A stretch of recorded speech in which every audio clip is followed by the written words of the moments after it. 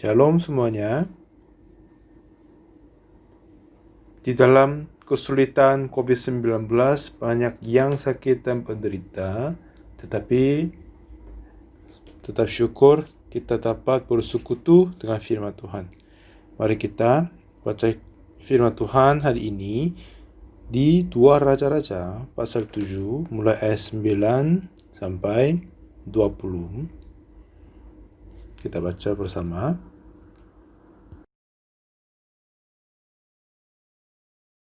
Lalu berkatalah yang seorang kepada yang lain, tidak patut yang kita melakukan ini. Hari ini adalah hari kabar baik, tetapi kita ini tinggal diam saja. Apabila kita menanti sampai terang pagi, maka hukuman akan menimpa kita. Jadi sekarang, marilah kita pergi menghadap untuk memberitahukan hal itu ke istana raja. Mereka pergi lalu berseru kepada penunggu pintu gerbang kota dan menceritakan kepada orang-orang itu. Katanya, kami sudah masuk ke tempat perkemahan orang Aram dan ternyata tidak ada orang di sana dan tidak ada suara manusia kedengaran. Hanya ada kuda dan keledai tertambat dan kemah-kemah ditinggalkan dengan begitu saja. Para penunggu pintu gerbang menyerukan dan memberitahukan hal itu ke istana raja. Sekalipun masih malam, raja bangun juga, lalu berkata kepada para pegawainya, "Baiklah, aku terangkan kepadamu apa maksud orang Aram itu terhadap kita. Mereka tahu bahwa kita ini menderita kelaparan. Sebab itu mereka keluar dari tempat perkemahan untuk menyembunyikan diri di padang sambil berfikir, apabila orang Israel keluar dari dalam kota, kita akan menangkap mereka hidup-hidup. Kemudian kita masuk ke dalam kota." Lalu salah seorang pegawainya menjawab, "Baiklah, kita mengambil 5 ekor dari kuda yang masih tinggal di dalam kota ini. Tentulah keadaannya seperti seluruh halayak ramai Israel yang sudah habis mati itu. Biarlah kita suruh saja orang pergi supaya kita lihat." Sesudah itu, mereka mengambil 2 kereta kuda. Kemudian raja menyuruh mereka menyusul tentara Aram sambil berkata, "Pergilah melihatnya." Lalu pergilah mereka menyusul orang-orang itu sampai ke sungai Yordan. Dan tambaklah seluruh jalan itu penuh dengan pakaian dan perkakas yang dilemparkan oleh orang Aram pada waktu mereka lari terburu-buru.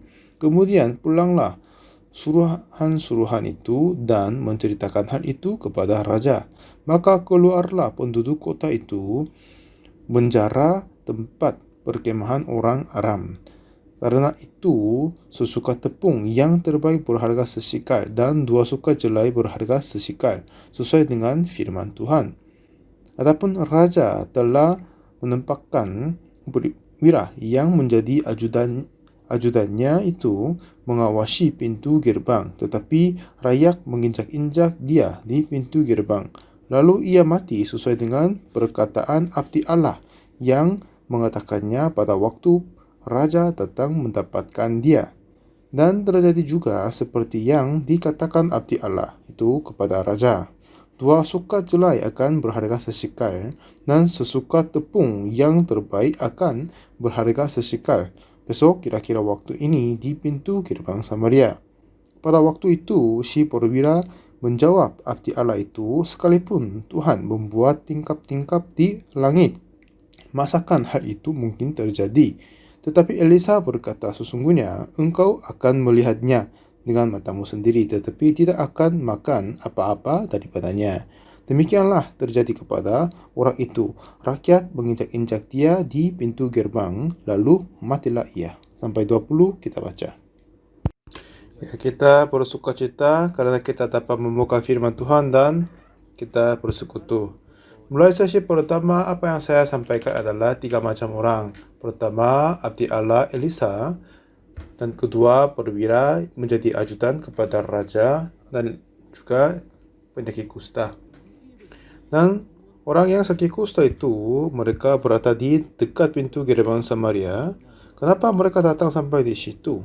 Karena Karena sudah kelaparan di perhutanan, nah lapar sekali tidak ada makan. Dan tetangga keluarga yang dalam kota, jika mereka mempunyai banyak makanan, sering kasih makan antar makanan. Tetapi sekarang mereka pun lapar di dalam kota. Dia tidak sama sekali akan antarkan makanan kepada orangnya. Akhirnya mereka orang sakit kusta datang sampai kota Samaria. Tetapi dengan kiranya mereka tidak sama sekali bisa melakukan apa-apa lagi, ya kan? Hanya mereka duduk di depan pintu gerbang Samaria, terus mati satu demi yang lain, tertinggal 4 orang saja. Terus mereka ingat pada ada perlimpahan, atau ingatan yang makan banyak, dan keinginan akan diberi makan.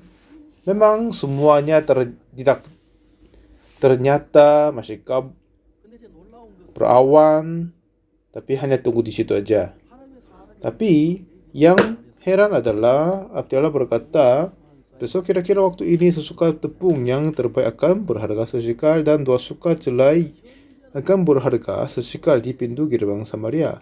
Nah, sekarang harga makanan kayak tepung yang baik menjadi 1000 shekel, tapi besok menjadi 1 shekel, itu tidak mungkin kan? Lalu perwira dari raja sudah dengar firman Tuhan dari hamba Tuhan. Setelah dia terdengar, tetapi karena dia sendiri adalah seorang pintar, akhirnya menolak firman Tuhan. Di Yohanes pasal 3 ada seorang bernama Nikodemus. Pada malam dia datang kepada Yesus dan berkata bahwa, Rabi, kami tahu bahwa engkau datang sebagai guru yang diutus Allah, sebab tidak ada seorang pun yang dapat mengadakan tanda-tanda yang engkau adakan itu jika Allah tidak menyertainya. Jadi Nikodemus berkata kepada Yesus, kami tahu engkau diutus oleh Allah. Kalau gitu dia harus dengar firman Tuhan Yesus kan? Karena dia diutus oleh Allah. Lalu Yesus berkata, aku berkata kepadamu, sesungguhnya jika seorang tidak dilahirkan kembali, ia tidak dapat melihat kerajaan Allah. Lalu Nikodemus sendiri pintar, akhirnya dia dengar firman Tuhan, dia terimanya. Bagaimanakah mungkin seorang dilahirkan kalau ia sudah tua? Dapatkah ia masuk kembali ke dalam rahim ibunya? Dan dia berpikir sesuai dengan pendapatnya kiranya dulu. Kepada kita yang dengar firman Tuhan juga sama. Kita tahu anugerah Tuhan dan tahu Tuhan adalah yang maha kuasa dan kita adalah bukan apa-apa. Pasti kita akan menerima firman Tuhan sesuai dengannya. Kadang kami tidak bisa ngerti, tetapi pasti firman Tuhan adalah yang benar, itulah yang kebenaran. Dengan itu akan terima. Melainkan ada seseorang menganggap diri pintar dan baik,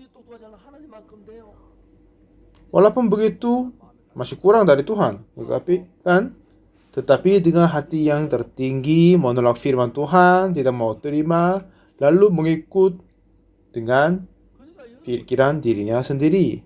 Jadi saudara, di dalam pandangan kita masing-masing, katanya Elisa berkata, dengarkanlah firman Tuhan, besok hari kira-kira waktu ini sesuka tepung yang terbaik akan berharga sesikal dan 2 suka jelai akan berharga sesikal.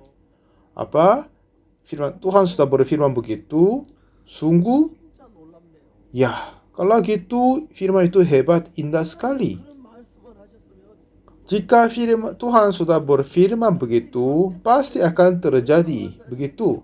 Kalau gitu, kota Samaria ini akan berlimpah makanan, harga makanan murah sekali. Sekarang saya tertinggal mempunyai 10 shekel. Dengan ini mungkin pasti saya akan beli 10 tepung yang terbaik, ya kan? Terima kasih banyak, kiranya pasti gitu. Tetapi perwira menjadi ajudan raja, dia yang pintar, pejabat tinggi, sering ajar kepada rajanya, akhir-akhirnya dia mengabaikan firman Tuhan didengar kepadanya juga. Tidak hanya kepada yang perwira saja.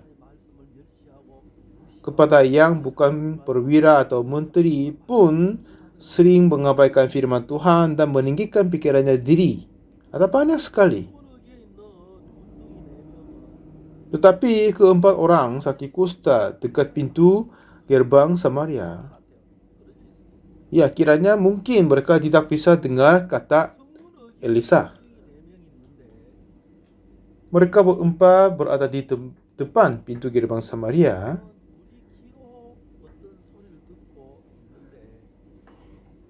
Dan seperti kita dengar sesuatu suara dengan telinga kita.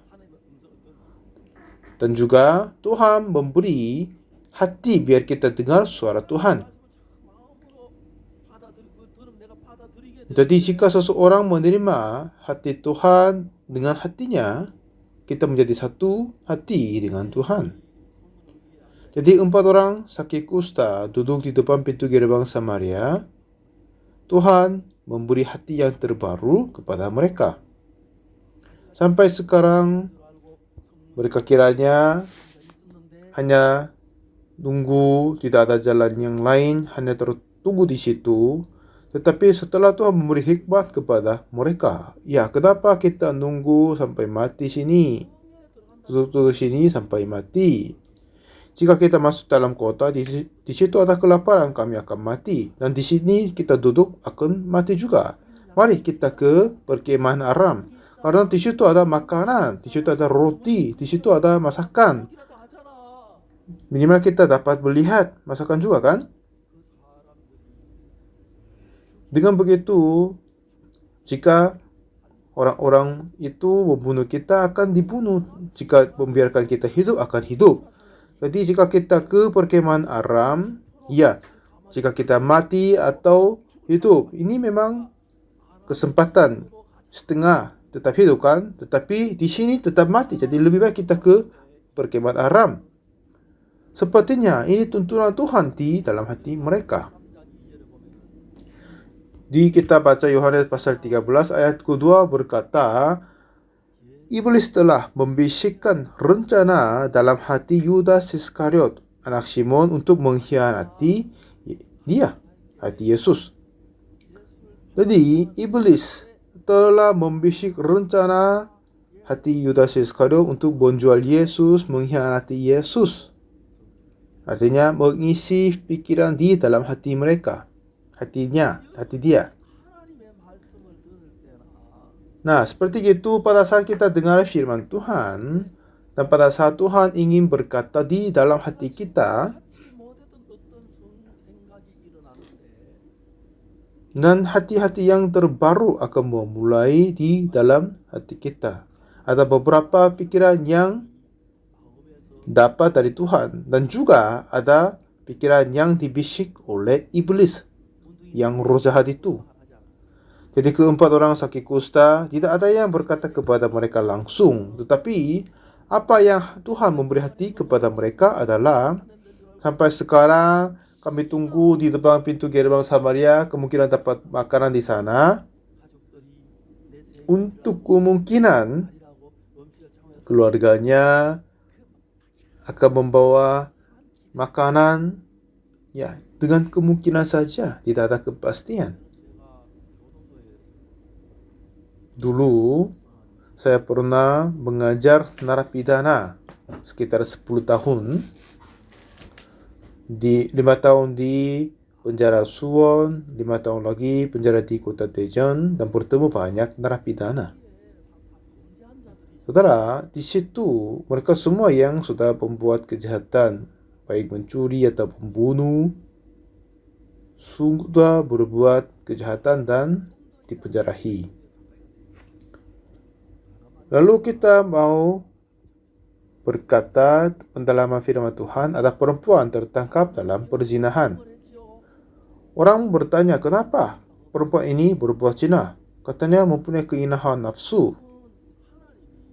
Tapi saudara, pada saat Tuhan menciptakan manusia, menciptakan laki-laki dan perempuan, biar mereka bersetubuh, dan perempuan menerima sperma dari laki-laki dan hamil dan melahirkan anak. Dan suami ini seharusnya bersetubuh dengan istrinya saja dan istri pun sama. Jika tidak, itu dianggap berzina. Dan hukum Taurat dari orang Israel jangan berzina. Jika perempuan bersetubuh dengan laki-laki yang lain harus dilempar batu sampai mati. Dan banyak orang bertanya kenapa perempuan ini berbuat zina karena mempunyai keinginan nafsu. Tetapi yaitu tidak begitu tepat jawabnya. Karena memang laki-laki dan perempuan juga mereka dapat tertarik gaya seksual kepada perempuan yang lain atau laki-laki yang lain, tetapi itu tidak boleh. Jadi saudara, perempuan perzinahan ini, ya kepada laki-laki yang lain dialah tanpa sekali ingin bersetubuh dia, mungkin keinginan dapat muncul dalam hatinya, tapi sudah tahu jika tertangkap akan dilempar batu dan mati. Akhirnya, tidak bisa melakukannya. Tetapi kenapa perempuan ini sudah berzina? Memang ada keinginan hawa nafsu, tapi tidak semua mempunyai hawa nafsu berbuat zina. Karena tertangkap akan dihukum mati. Jadi saudara, maksudnya kepada orang yang saya ketemu di narapidana, apa yang menarik dari kata mereka adalah siapa yang akan masuk ke dalam penjara adalah seseorang mencuri akan tangkap ke penjara. Mereka semua tahu. Jadi mereka semua mempunyai keinginan kepada barang dan mencuri. Akhirnya berbuat dan tertangkap dan masuk. Dan kenapa? Walaupun mereka sudah tahu itu, tetapi tetap mencuri. Karena dengan cara demikian tidak akan tertangkap. Kepada orang yang sudah mempunyai kepastian, merekalah yang mencuri. Saudara, di dalam hati kita ada banyak pikiran, tetapi tidak semua pikiran itu asal dari kita sendiri. Seperti tadi, Yohanes 13 ayat kedua, Iblis telah membisikkan rencana dalam hati Yudas Iskariot, anak Simon, untuk mengkhianati dia. Ini sudah bisa paham kan? Jadi, seperti ini, semua pikiran yang kita punya ini bukan pikiran diri sendiri. Iblis juga semacam kayak roh jiwa, tidak dapat dilihat, tidak dapat dipegang. Suatu ketika, ada seorang saudari berkata dia melihat hantu dan kaget. Saya bilang, di mana kamu lihat hantu itu? Pada malam dia masuk kamar kecil dan ada orangnya di sana, jadi dia nunggu di luar. Tapi sudah lama tidak ada keluar, jadi nunggu lama. Lalu membuka kembali, tidak ada orang di situ. Lalu dia kaget dan kabur dari tempatnya. Saya tertawa kepadanya. Dan saya berkata, jika kamu bertemu hantu yang sekali lagi, katakan kepadanya, apa kamu hantu? Ya, kamu tidak punya tubuh, kamu tidak bisa mendorong aku, kamu tidak bisa menjatuhkan aku, tidak bisa melakukannya kan? Kamu harus kerja di dalam pikiran aku tidak akan ditipu kamu. Ya, hantu itu tidak akan menakutkan kamu, jangan takut kepadanya, saya katanya. Seperti iblis, tidak bisa mendorong atau menarik kita karena dia tidak mempunyai tubuh. Hanya dia berkuasa di dalam pikiran kita dan memiliki rencana dalam hati kita. Kepada orang-orang yang pemain judi, karena iblis memiliki rencana jika kali ini akan menang. Ya, kali ini pasti akan menang. Dia berpikir akhirnya mereka memain judi. Tetapi akhir-akhirnya mereka kalah, hilang uang kan? Jadi keinginan atau kemungkinan saya menang itu sudah bersalah jika dia sadar kali berikutnya dia mempunyai hati kemungkinan akan menang. Ya, itu pun tidak akan sesuai, akan mungkin kalah. Jika dia dapat berpikir begitu, dia tidak bisa melakukan bermain judi lagi. Jika ada kepastian akan menang, siapa yang tidak melakukannya, pasti semuanya akan bermain dan main uang. Dan kepada yang masuk ke penjara, artinya sudah pembuat kejahatan itu, mereka semua ditipu bagiannya. Dengan cara ini, saya tidak akan tertangkap kiranya gitu berbuatnya, tapi tetap tertangkap. Seperti orang tertangkap dalam pencurian, merasa dipenjarahi, dan keluarganya menyakiti hatinya.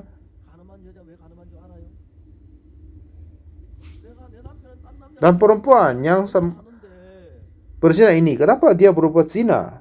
Karena dia tertangkap akan mati, sudah tahu, tetapi kiranya dia dengan cara perzinahan ini tidak akan tertangkap. Ini pikiran dibisik oleh iblis. Dengan bodohnya dia sudah percaya, akhirnya tertangkap. Jadi tidak ada kepastian kita tidak akan tertangkap pada saat kita berbuat kesalahan. Tapi untuk iblis memimpi kita ke kebinasaan dan memberi kepastian. Dengan cara ini tidak akan tertangkap. Jika kita melakukan narkoba, tidak akan tertangkap. Yang mereka yang berpikir itulah yang berzina, mencuri, dan melakukan narkoba itu. Jika seseorang mau berzina atau mencuri, jika tertangkap, ya aku tidak akan selamat. Jika dia berpikir itu, dia tidak bisa melakukannya.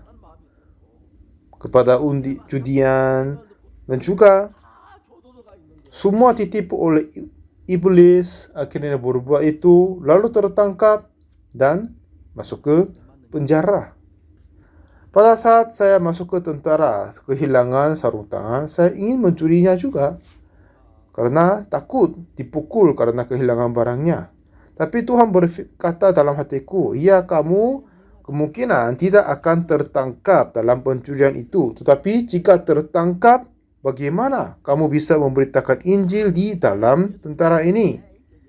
Semua orang berkata, iya ini orang yang percaya Yesus, tapi katanya dia pencuri. Apa kata dia? Itu sebuah bohong. Jadi aku tidak bisa memberi Injil di situ kan?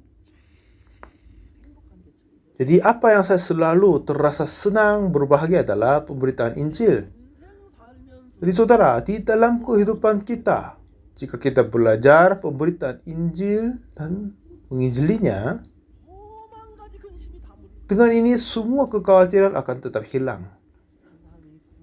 Ada seseorang menerima keselamatan Tuhan dan hidup baru, ya itu untuk perasaan itu, kebahagiaan itu menjadi pendeta.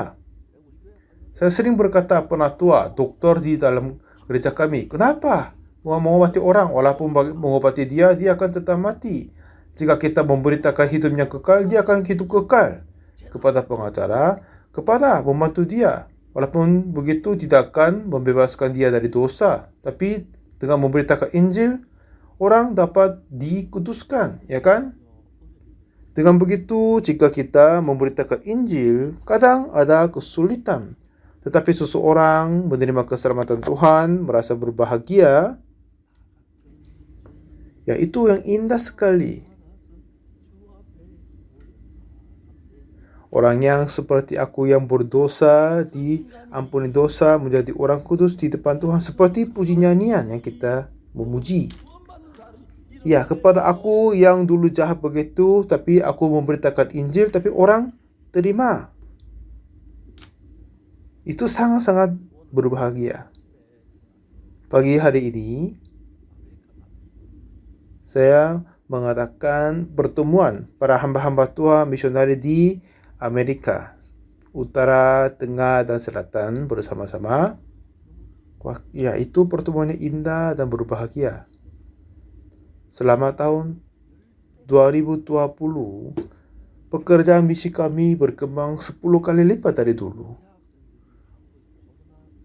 Jadi para mahasiswa dalam gereja kami, oleh sebab COVID-19 ini tidak ada banyak kegiatan. Tetapi mereka mengadakan online Korean Camp. Katanya 48.000 siswa dari Amerika Selatan hadir. Kepada mereka 48.000 orang, mereka berkata, ya ikut gereja Misi Kabar Baik. Dan ribuan orang terhubung dengan gereja kami. Memang tidak semua datang gereja, tidak semua menerima keselamatan Tuhan. Tetapi membagi 8.000 orang bagi 50 gereja di Amerika Selatan, per gereja harus pegang 1.000 orang kan?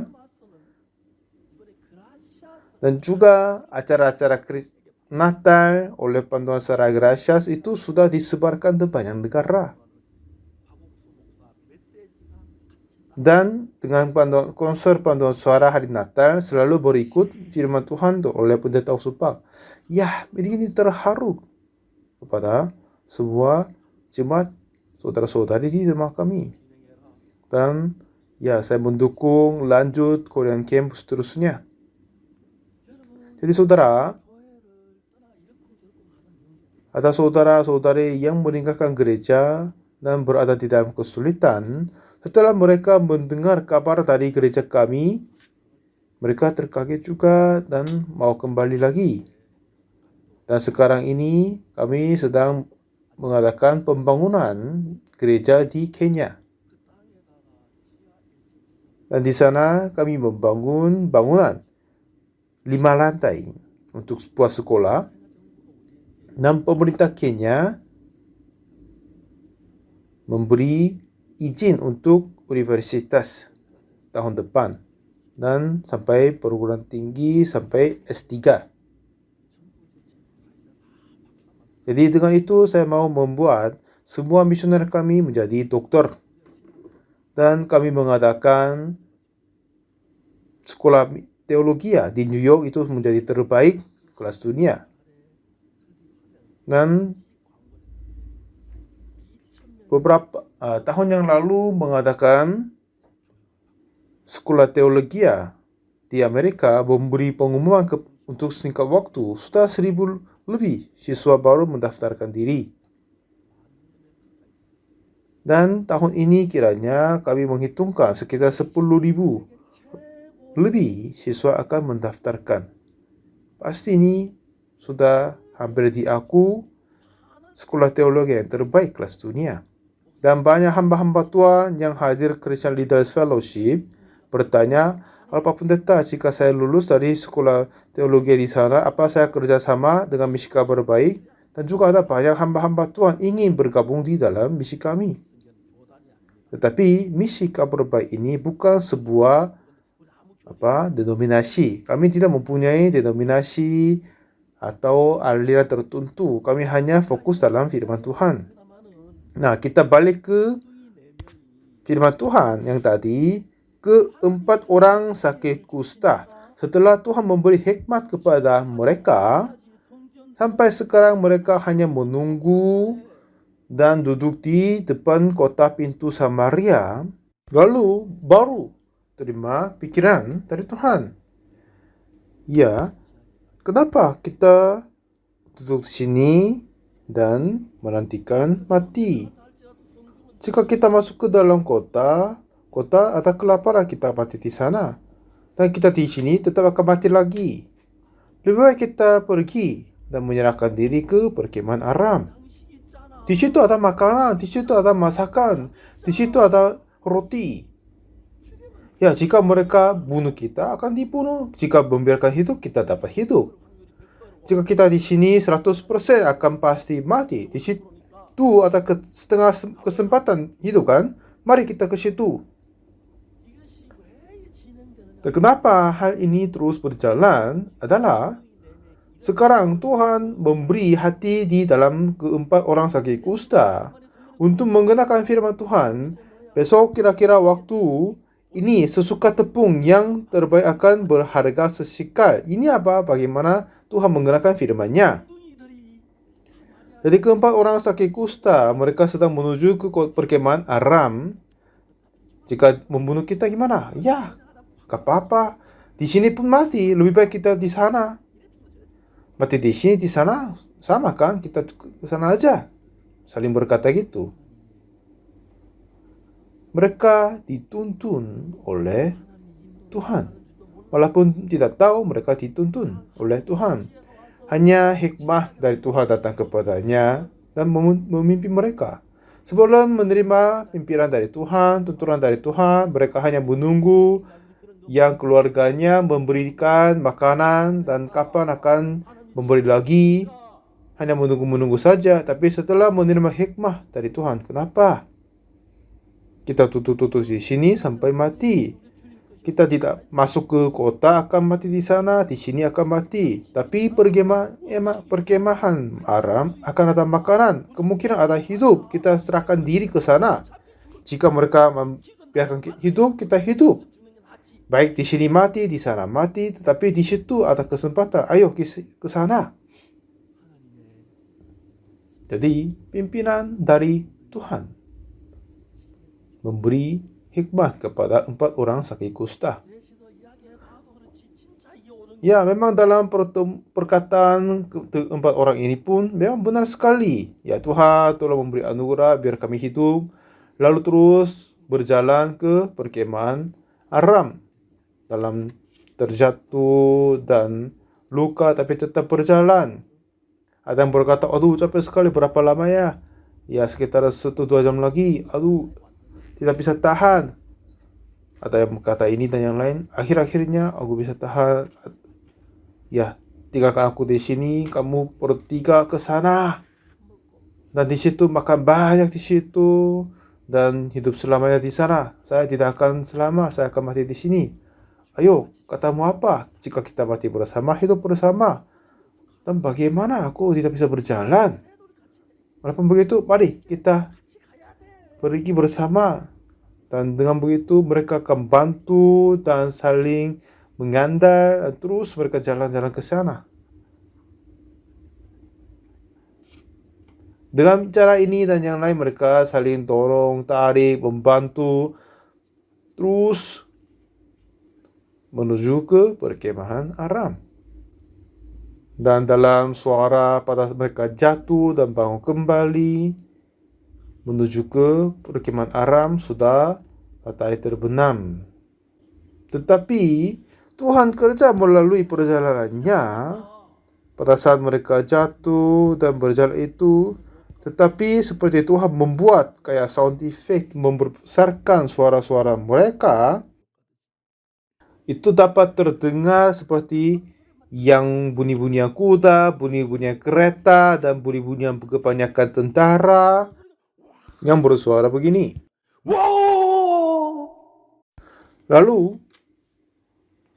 sepertinya bunyi-bunyian kereta, bunyi-bunyian kuda, bunyi-bunyian kebanyakan tentara, banyak tercampur dan terdengar kepada orang-orang tentara di Aram. Mereka sambil menunggu makanan terdengar suara-suara besar dari pada arah yang gelap. Suara bunyi-bunyian yang besar sekali makin mendekati kepada mereka. Ini apa? Ini apa? Mereka bingung. Di situ ada orang yang pintar. Ya pasti. Ini adalah orang Israel. Raja Israel telah mengupah raja-raja orang Het, raja-raja orang Misraim melawan kita supaya mereka menyerang kita. Karena Het, Misraim dan Mesir mereka negara yang terbesar daripada Aram, mereka kabur. Pada saat 4 orang sakit kusta datang, sudah semua kabur, hanya tertinggal makanan yang sudah disiapkan. Jadi orang sakit kusta bertanya, ada apa? Ada orang di sini, kami mau datang untuk menyerah diri, jangan membunuh. Tapi tidak ada jawab, tidak ada suara. Jadi mereka matanya terbuka, memandang makanan. Ayo kita makan dulu. Jadi terus mereka makan, akhirnya memberikan emas, perak yang berharga. Lalu datang di kemah yang lain dan makan di situ juga. Ya, hal yang heran terjadi kan? Dan itu tidak akan berakhir pada waktu itu. Dan mereka saling berkata gini. Lalu berkatalah yang seorang kepada yang lain, tidak patut yang kita lakukan ini. Hari ini ialah hari kabar baik. Jadi sudah banyak sekali makanan, masakan tertinggal di sini. Tapi penduduk kami di Samaria mereka sedang mati kelaparan. Mari kita datang ke situ kabarinya. Apa kamu bisa naik kuda? Oh, masih belum, tapi ayo coba aja. Nah, sepertinya pekerjaan Tuhan adalah indah sekali karena Tuhan mengasihi kita. Tuhan sudah mempunyai rencana dan berkata kepada orang-orang Israel, ya kalian sampai sekarang lapar sekali kan? Jangan khawatir, besok saya akan kasih makanan. Besok kira-kira waktu ini sesuka tepung yang terbaik akan berharga sesikal untuk menggenapkan janjinya bekerja melalui 4 orang sakit kusta. Seperti begitu, Tuhan ingin sekali menyelamatkan seluruh orang dari dunia. Mereka sedang mati karena bukan kelaparan, tetapi bukan tidak ada kebenaran. Bagaimana Tuhan menyelamatkan mereka? Sama dengan pekerjaan Tuhan kepada keempat orang sakit kusta seperti ini. Jadi cerita ini sama dengan cerita pendeta Usupak. Ini bisa dapat menjadi cerita pendeta Imin Chol, Penatua Hakim, dan majelis yang lain juga. Kepada kita semua yang sudah diselamatkan oleh Tuhan. Ya, indah dan syukur sekali kepada Tuhan. Hari ini saya bertemu misionaris di Amerika Serikat, Amerika Tengah dan Amerika Selatan dan mengobrol banyak sekali dan menerima laporan dan bagaimana mereka membangun gereja di Argentina dan yang lain-lain. Dan Tuhan terus bekerja hebat di dalam misi kita. Karena Tuhan senang kami memberitakan Injil di seluruh dunia. Jadi saudara, untuk ini saya sudah mengorbankan diri. Untuk saya fokus tetap firman Tuhan ini, pekerjaan Injil ini, Tuhan menambah anugerah kasih karunia, memberi kuasa kepadaku untuk semuanya. Kenapa? Di dalam kota Samaria, di antara banyak orang dalam kota Samaria, Tuhan berfirman, besok kira-kira waktu ini sesuka tepung yang terbaik akan berharga sesikal. Ya Tuhan, setelah mereka terdengar, Tuhan terima kasih kenapa Engkau memberi anugerah besar bagi kami. Ini cukup sekali. Tetapi kenapa dia berkata sekalipun Tuhan membuat tingkap-tingkap di langit masakah hari itu terjadi? Kenapa dia berkata begitu? Karena iblis tidak membiarkan dia terima firman Tuhan. Iblis membuat dia mempercayai kepada hamba Tuhan, tidak percaya kepada gereja-gerejanya. Itu sayang sekali menghadap dia. Jadi abdi Allah Elisa berkata kepada perwira ini, sesungguhnya kamu adalah perwira dari tentara. Kamu harus berkata sesuatu yang menghibur kepada masyarakat. Tapi katamu menolak kata Tuhan, firman Tuhan. Kalau gitu kamu akan terkutuk, kamu akan mati.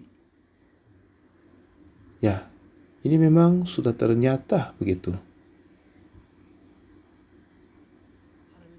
Tuhan sungguh berfirman dan dia sendiri menggenapkan janjinya. Halo, kami adalah orang-orang dari Israel. Kami masyarakat kota Samaria. Tapi sekarang saya sudah pergi ke perkemahan Aram. Di situ tidak ada orang. Kudanya tertinggal, keledai tertinggal. Masakan makanan sudah ada di sana. Jadi pada malam itu, raja pun dibangunkan dari pegawai-pegawai.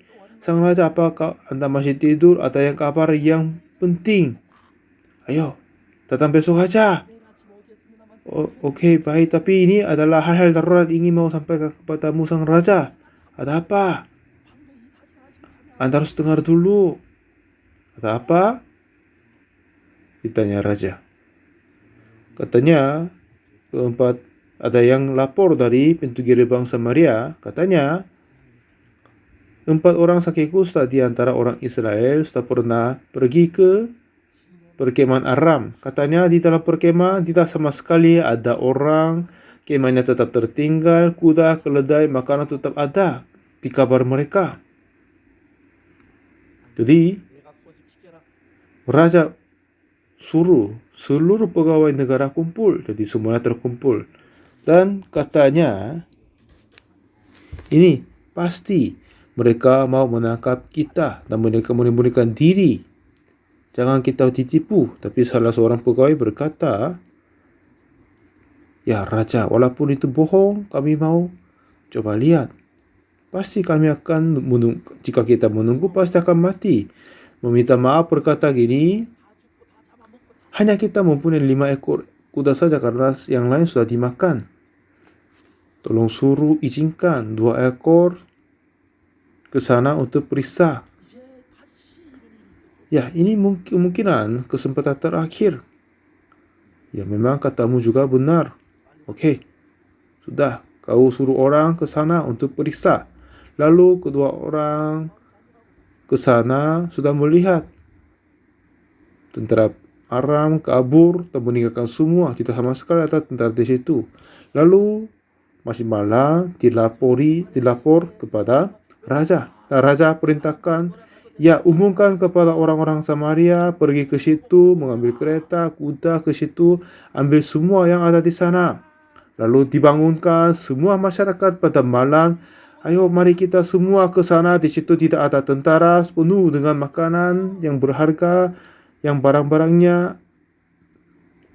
Karena mereka semua lapar. Akhirnya kiranya, ya ini apa? Katanya gila atau enggak? Tapi ada yang beberapa yang cari dan kejarkan dan melihat sudah yang datang dan ambil makanan ke pulang. Jadi disuruh cepat pulang pergi. Dan satu demi yang lain terus pergi ke perkemahan Aram. Pada malam tengah mereka semua pergi ke perkemahan Aram. Dan besok pagi pun juga ada rapat pegawai negeri. Jika kita tidak mempunyai 4 orang sakit kusta, kita semua akan mati. Tetapi pasti kita akan memberi hadiah kepada pegawai. Ada setuju? Ya, setuju.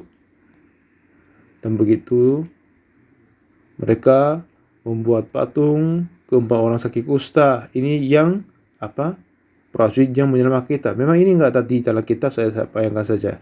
Jadi saudara kekasih Tuhan tetap kerja walaupun zaman ini adalah zaman yang jahat sekali. Di antara Anda, apakah Anda ingin dipakai oleh Tuhan seperti 4 orang sakit kusta?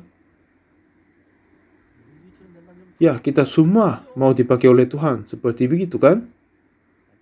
Tidak ada orang yang menolak kan? Jadi sungguh Tuhan adalah yang kasih. Kadang dia menghukum kami, tetapi pada saat orang Samaria mati kelaparan, tetapi tidak membiarkan mereka tetap mati semua, tapi membuka jalan, tetapi perwira. Jadi rautan raja, dia percaya pikiran diri dan tidak terima, tetapi 4 orang sakit kusta. Setelah mereka menerima hati dari Tuhan, kiranya ini adalah jalan kebenaran. Jadi sampai sekarang kehidupan kami adalah sudah bersalah. Pasti kami akan mati di sini. Lebih baik kita ke perkemahan Aram, walaupun dibunuh harus ke sana. Kiranya mereka. Lalu mereka membuang pikiran diri, menyekal pikiran diri, dan dipimpin oleh Roh Kudus dan firman Tuhan, dan pergi sana, makan, minum, dan sembunyikan barang-barang yang berharga. Waktu itu ingin perutnya besar sekali kan? Karena saya juga suka makan. Ya, setiap saat saya berpikir, ya pasti mereka senang. Saya pun terasa senang. Kau makan ini dan yang lain, silakan. Jangan buru-buru atau banyak sekali. Dan makan ini, makan yang lain. Lalu membuka tempat gudang, ada emas, perak yang berharga sembunyikan di sini dan yang lain. Ya, Tuhan tetap memberikan hati yang baru kepada mereka. Bapa, tidak patut yang kita melakukan ini. Hari ini ialah hari yang kabar baik, tetapi kita ditinggal diam saja. Apabila kita nanti sampai terang pagi, maka hukuman akan menimpa kita. Dan juga ada yang berkata, ya mereka selalu mengapakan kita karena kita orang sakit kusta. Tetapi Tuhan tetap memberi hati yang baru kepada 4 orang sakit kusta. Seperti kepada aku juga. Sebenarnya aku pun tidak tahu sebab tidak orang yang baik. Tetapi Tuhan memberi Injil kepadaku dan izinkan memberi hatinya biar saya dapat melayani Injil Yesus Kristus. Dan kepada yang dengar firman Tuhan, Injil Yesus, mereka terasa berbahagia. Pada saat saya melihat itu, aku pun berbahagia. Setiap saat saya melihat orang diperbarui setelah mendengarkan firman Tuhan, saya pun berbahagia. Setiap saat saya berdiri di depan mimbar dan melihat saudara seorang demi yang lain, ya saudara ini awal dia datang di gereja, dia begitu tinggi hatinya, tapi sekarang dia menjadi sopan sekali. Saudari itu dulu dia hidup dengan pikiran diri sendiri, mempunyai banyak keinginan, tetapi ya sekarang dia tetap hidup oleh hati Tuhan. Dan saudara ini selama acara ini dia sungguh melayani untuknya. Dulu dia adalah yang pemalas, tidak mau bekerja, tapi begitu besar kerjanya dia. Memang saudara-saudari ini sudah lama kami bersahabat, tetapi saya berpikir ulang di dalam hati mereka. Memang mereka pun dulu orang yang jahat, semuanya mempunyai keinginan hawa nafsu. Tetapi sekarang mereka hidup untuk Injil, untuk Yesus, untuk Tuhan Allah, dan mempersembahkan tubuhnya dan hatinya. Itu kelihatannya indah sekali. Jika saya memberitakan Injil, tidak sama sekali yang terima, betapa sedihnya itu kan? Tetapi setelah menerima firman Tuhan, menerima keselamatan Tuhan, ada yang diperbarui, itu bahagia sekali. Kapan Yesus datang kembali masih kurang tahu, tapi sampai saat itu kami mengadakan acara CLF, Christian Leaders Fellowship, bantuan suara. Untuk apa? Biar menanam hati Tuhan kepada pendengar. Dan kepada mereka juga berpikir tentang waktu. Besok kira-kira waktu ini dan mempunyai harapan kepada Tuhan. Dan dengan begitu menerima harapan baru dari Tuhan. Satu ketika saya tinggal di kota Daegu dengan istriku puluhan tahun yang lalu, sudah kehabisan uang. Walaupun itu malam terakhir, hari terakhir tahun itu, tapi baru dapat uang sedikit. Lalu langsung kami ke toko. Saya nggak bisa lupa istriku terus makan di sana. Ya kiranya dia lapar sekali. Saya pun makan dikit, tapi istriku makan terus banyak. Seperti ya pak keempat orang sakit kusta ke perkemahan Aram. Saya melihat istriku makan dengan senang, saya pun merasa senang berbahagia. Itu hari yang terakhir tahun, baru dapat uang, besok pagi tahun baru. Setiap hari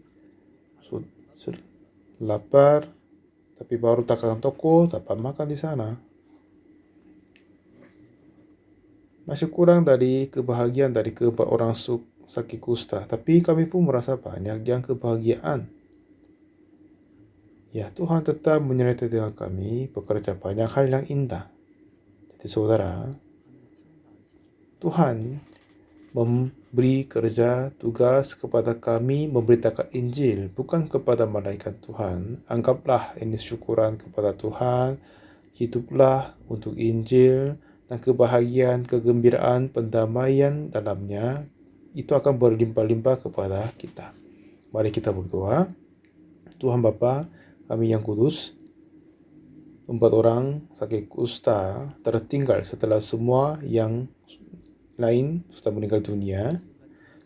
Sampai sekarang mereka hidup dengan pikiran diri sendiri. Tapi waktu itu mereka menerima pikiran yang masih belum pernah punya.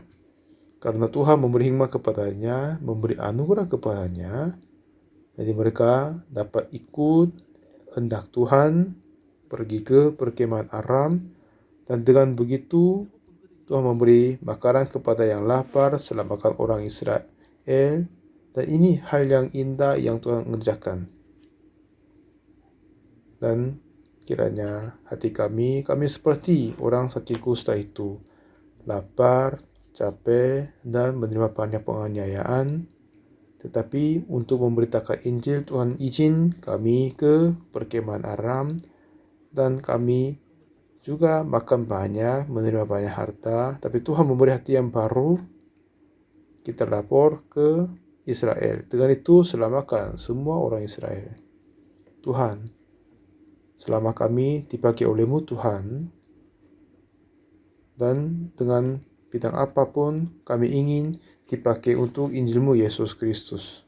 Kepada orang yang hadir di retreat ini, biar Tuhan memberi anugerah kepadanya. Dalam nama Tuhan Yesus kami berdoa. Amin.